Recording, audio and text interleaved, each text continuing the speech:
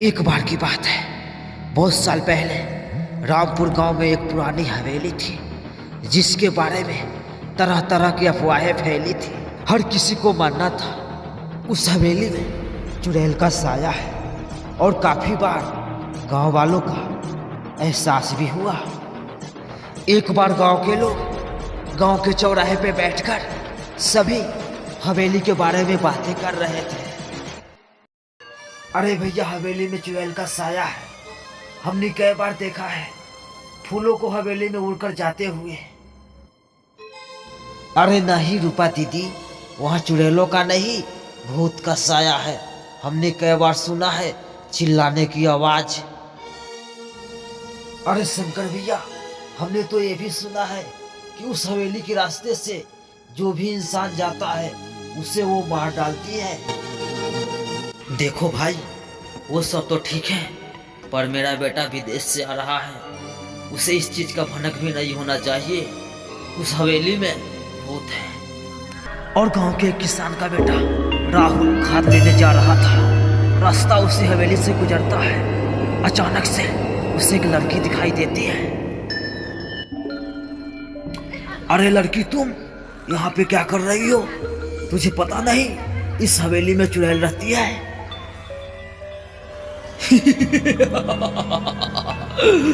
कौन कहता इस हवेली में भूत है? अगर तुझे विश्वास नहीं हो रहा है तो मेरे साथ चलकर देखो, मेरे सहेली से वहां पे बैठी हुई है।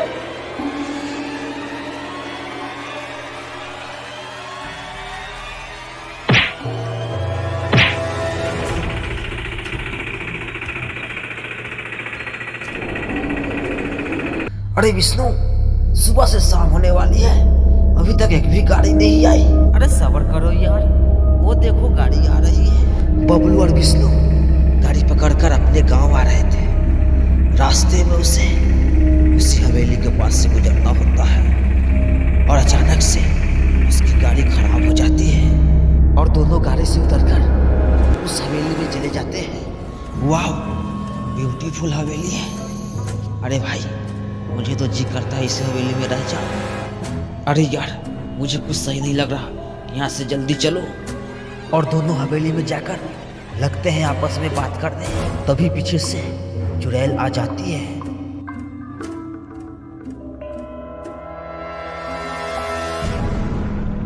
अरे भाई, हमें लगता है ये हवेली बहुत दिनों से बंद है, यहाँ रुकना अच्छी बात नहीं है। और दोनों उस हवेली से निकलकर अपने घर चले आते हैं। अरे ये क्या, शिकार हाथ में आकर निकल गया। मुझे इस बात को खबर देनी होगी मलकिनी की। और चुड़ैल बहुत ही खुश होकर चले जाती है ये बात बताने अपनी रानी से। अरे बेटा, तुझे आने में कोई परेशानी तो नहीं हुई रास्ते में? पापा, आप भी खामोखाम परेशान हो जाते हैं। अरे हम लोग कोई बच्चा थोड़ी ना है, अगर परेशानी हुई तो उसका सामना हम लोग नहीं कर सकते। अरे बेटा, तुम थक गए होगे, जाओ खाना खाकर आराम करो। अरे गणपत, ये बता, तुझे जो काम दिया था क्या वो काम हुआ या नहीं? माफ करना रानी साहबा, आपने जो हुक्म दिया था उसमें हम बेसफल रहे, क्योंकि इंसान वाला कुछ ज्यादा ही हो गया है।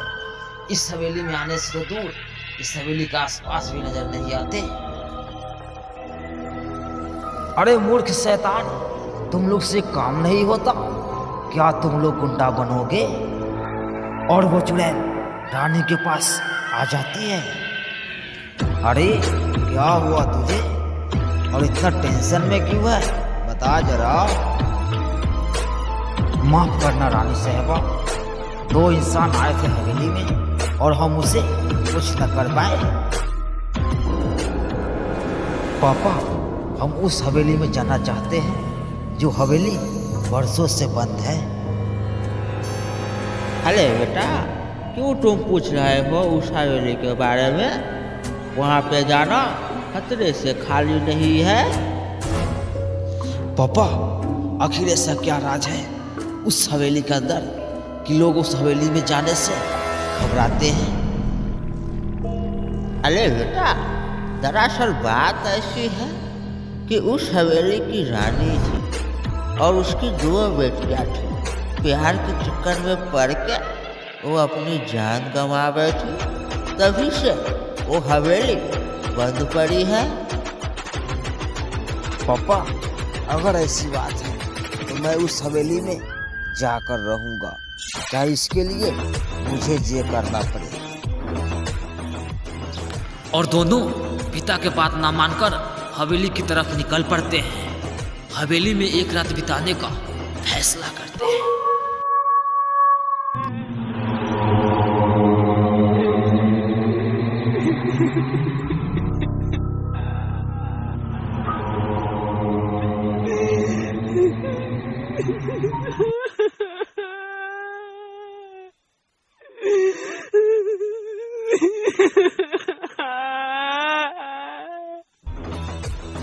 आने का वादा किया, वादा तोड़ दिया, नहीं आए पिया।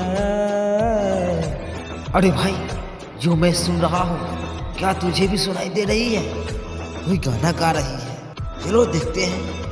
भूली बिसरी एक कहानी, फिर आई एक याद पुरानी।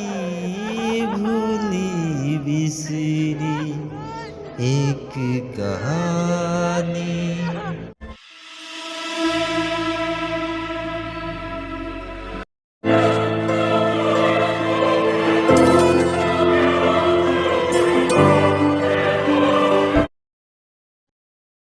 ये कहानी है रविंदर राज की।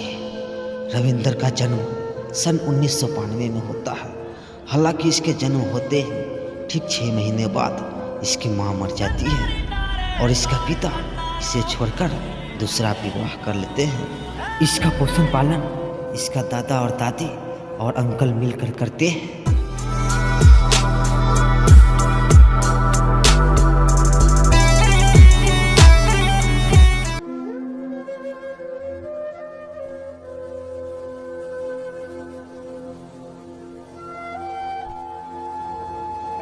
मम्मी मम्मी, मुझे भूख लगी है, मुझे भी खाना दो ना।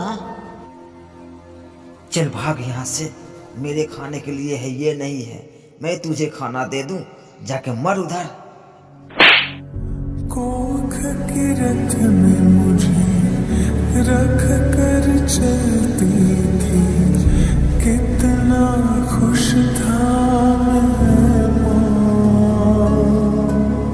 ये है रविंदर का पिता, जो कि एक रिक्शा ड्राइवर है और जितना प्यार अपने बीवी से करते हैं उतना ही प्यार अपने दारू से भी करते हैं।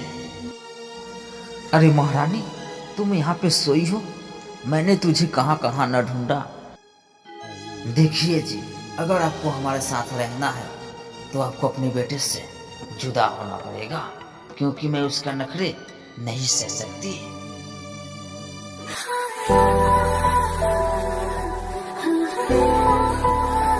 हे दुर्गा माँ, आखिर क्या कसूर था मेरा कि तूने मुझसे मेरी माँ को छीन ली? जब से पैदा हुआ तब से लेकर आज तक मैं अपनी माँ के लिए पल पल तड़पा हूँ। बोल माँ। हालांकि रविंदर का दादी बहुत ही बूढ़ी हो चुकी रहती है, मगर अपने पोते का भूख मिटाने के लिए चले जाती है गाय का दूध लाने। अरे दूध वाले भैया, मुझे थोड़ा सा दूध दे दो, क्योंकि मेरा पोता बहुत ही भूखा है। ठीक है लक्ष्मी बहन, मैं फटाफट दूध निकाल देता हूँ। और इधर लक्ष्मी बहन दूध लेकर आते ही रहती है, तभी रविंदर का पिता रविंदर के सामने आ जाता है। रविंदर, तूने अपनी माँ से जवान लड़ाई? पापा, मैंने तो सिर्फ खाना ही मांगा था। अरे बदतमीज, तुम मुझसे जवान लगाते हो? अगर आज के बाद माधुरी के सामने भी आया ना तो मैं तुझे इस घर से बाहर निकाल दूंगा।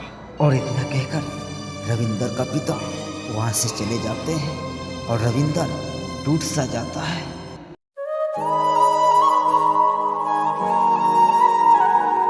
दादाजी, मुझे बहुत तेज भूख लगी है। रविंदर, क्या तुझे भूख लगी है? तुम्हारी दादी गई है दूध लाने, बस आते ही होगी। दादाजी, एक बात पूछे? अरे क्यों नहीं, पूछो, क्या बात है?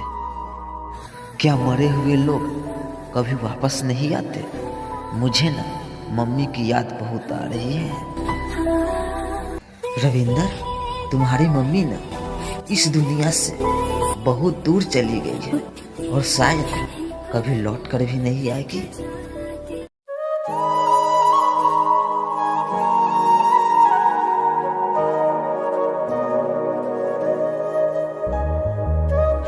अरे करमजड़ी, अभी तक ले घर नहीं साफ की तुमने?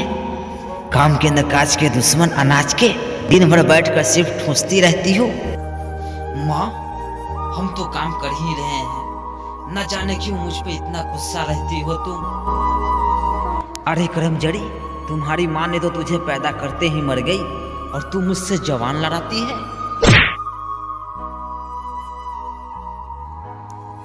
माँ, तू कहाँ चली गई माँ? देख माँ, सब लोग मुझे मारते हैं माँ। माँ।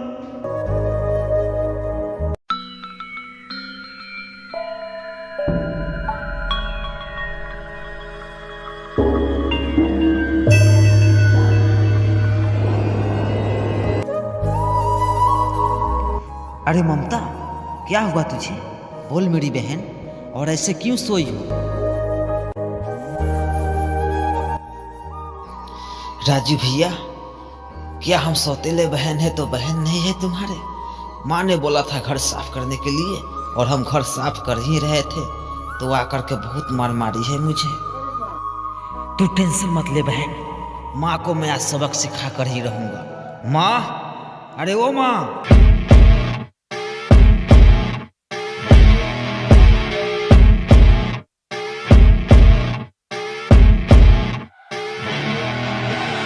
I see her rolling up, Uber black Cadillac, high heel boots. अरे माँ, इसका क्या कसूर है कि तुम इसको हमेशा मारती रहती हो? बोलो माँ। राजू, तू इस कर्मजड़ी की बात करता है? न जाने किस मनुष्य घड़ी में पैदा ली थी कि पैदा होते ही अपनी माँ को खा गई। बस माँ, आज के बाद इसके बारे में तुम एक शब्द भी नहीं बोलोगी। बेशक हम सौतेले भाई है तो क्या हुआ, है तो मेरी बहन वो। राजू, तू इस कर्मचारी के लिए मुझसे बगावत कर रहा है? नहीं बेटा, तू मेरा खून है, ये कर्मचारी तुम्हारी बहन नहीं हो सकती है बेटा। माँ, शायद तू भूल रही है, अगर इसके पिता तुमसे शादी नहीं किए हुए रहते तो आज तुम यहाँ न होती और मैं यहाँ न होता, समझी माँ?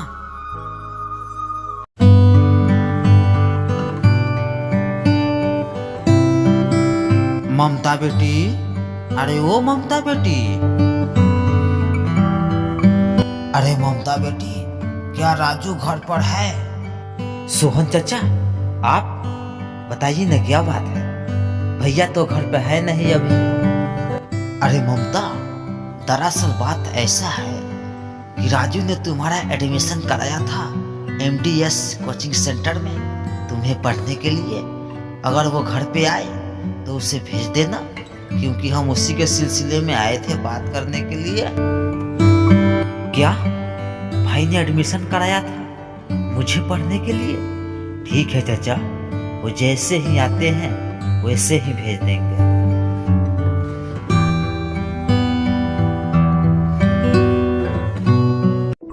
ममता, अरे वो ममता, कहाँ मर गई तू करमजड़ी?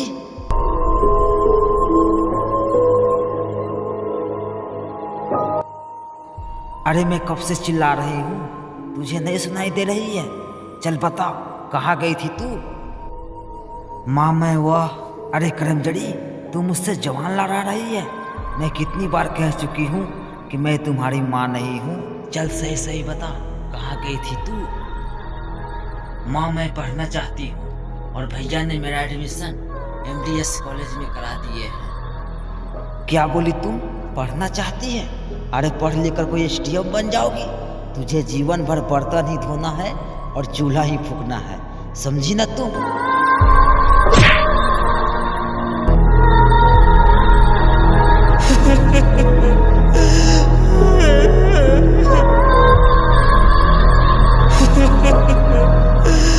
हाय पकड़ कटोरा, जाके भीख मांग, बड़ा आई पढ़ने वाली।